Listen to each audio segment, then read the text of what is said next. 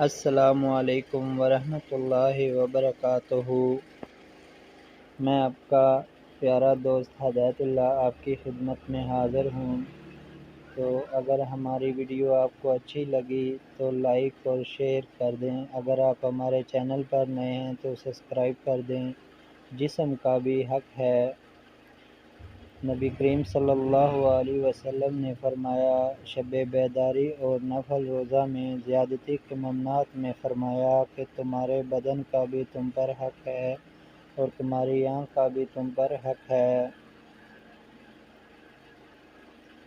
دو اہم نعمتیں۔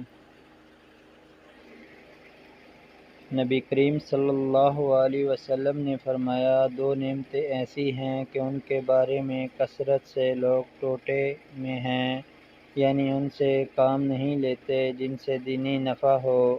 ایک صحت، دوسری بے فکری۔ بخاری شریف۔